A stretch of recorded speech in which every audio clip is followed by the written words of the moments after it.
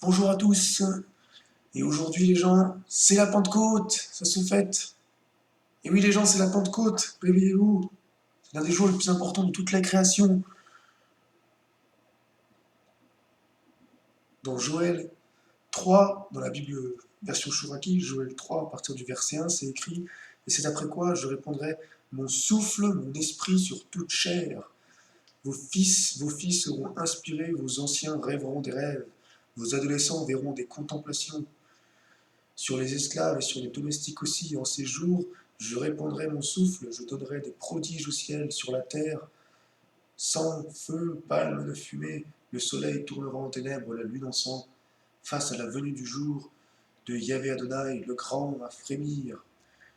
Et c'est qui criera le nom de l'Éternel, Yahvé Adonai, s'échappera. Oui, ô mon Sion, à Yerushalayim, Jérusalem, ce sera l'échappée, comme Yahvé Adonai l'a dit, parmi les vestiges qui appellent Yahvé Adonai. Et en fait, je fais ce micro-enseignement parce que je comprends pas pourquoi le jour de la Pentecôte, enfin là c'est lundi de Pentecôte, c'est plutôt hier, c'est plutôt le dimanche, pourquoi c'est pas fêté comme Noël, pourquoi c'est pas fêté comme Pâques, enfin, ça devrait être la fête dans les rues et tout. Pourquoi? Parce que je vais vous le prouver, parce que Joël a prophétisé ce qui s'est passé dans Actes. Et Pierre le crie haut et fort.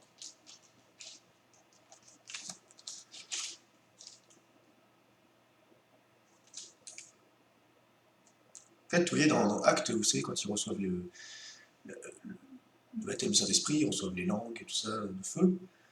Et en fait, là, Pierre, il dit,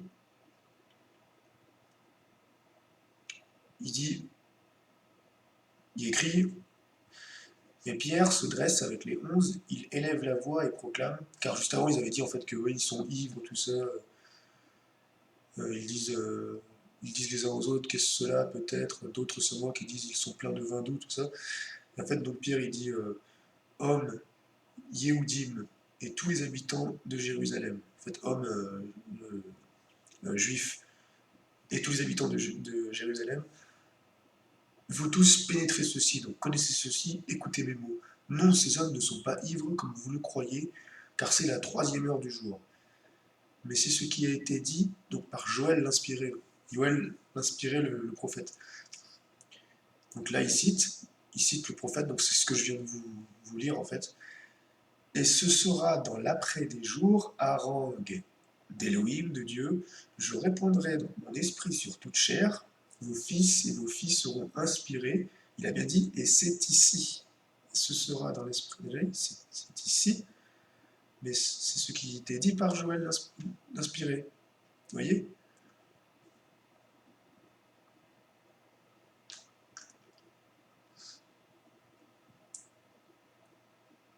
C'est ce qui a été dit, vous voyez?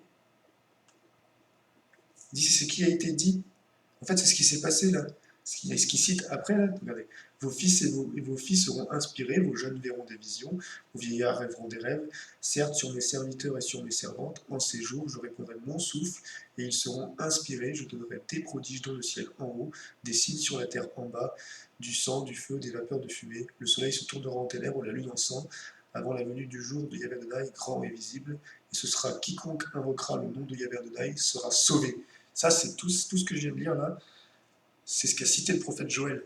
Vous comprenez? En fait, c'est ce qui s'est accompli à ce moment-là, donc il y a plus de 2000 ans.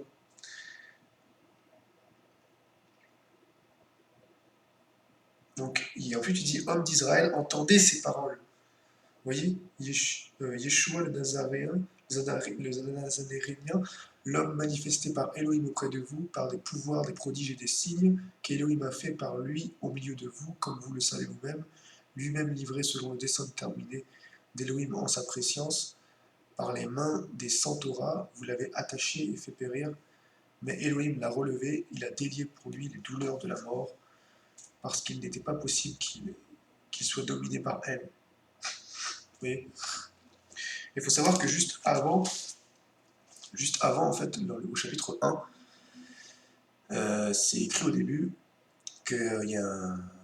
Vous savez, quand ils ont regardé en fait, Jésus monter au ciel, il y a un ange en fait, qui est venu les voir directement, il leur dit Homme de Galilée, pourquoi vous tenir à regarder le ciel? Vous savez que c'est pas... Jésus, en fait, eux, ils sont là, ils regardent le ciel, et ils sont étonnés, en fait. Et l'ange, il vient direct.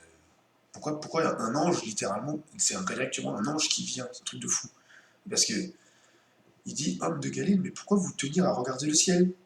Il dit, ce Yeshua, là, ce Jésus, celui qui vous a été enlevé au ciel. Il dit, il viendra de la manière dont vous l'avez vu s'en aller au ciel. Il viendra de la manière dont vous l'avez vu s'en aller au ciel. Il n'est pas écrit que, il n'est pas écrit qu'il reviendra. Il n'est pas écrit qu'il viendra. Comment dire comme il n'est pas écrit en fait qu'il viendra en redescendant du ciel, comme vous l'avez vu descendre du ciel. Je ne sais pas si vous voyez ce que je veux dire. En fait, là, c'est écrit qu'il viendra de la manière dont vous l'avez vu s'en aller au ciel. Autrement dit, il viendra de la terre. Jésus, il est né d'une femme sous la loi. Il est, euh, il est né sur terre. Il y a d'autres passages en Timothée qui nous disent que Christ revient par son Église. Nous sommes Christ, tel il est, tel nous sommes. Et c'est pour ça qu'ensuite, dans Acte 2, il y a eu le baptême du Saint-Esprit. Donc, quand tu es né de nouveau, quand tu es né d'en haut, tu reçois automatiquement le Saint-Esprit. C'est ça, le baptême du Saint-Esprit. C'est pas forcément que tu te mets à parler en de nouvelles langues, etc. Non, les nouvelles langues, ça vient après. Les dons, ça vient avec la maturité, c'est avec la pratique. De toute façon, ça t'accompagne automatiquement. Il ne faut pas confondre le baptême d'eau, qui est écrit dans les évangiles, avec le baptême d'eau qu'on a nous aujourd'hui. Ça n'a absolument rien à voir. Le baptême d'eau qu'a reçu Jésus, c'était une tradition juive. Tradition juive.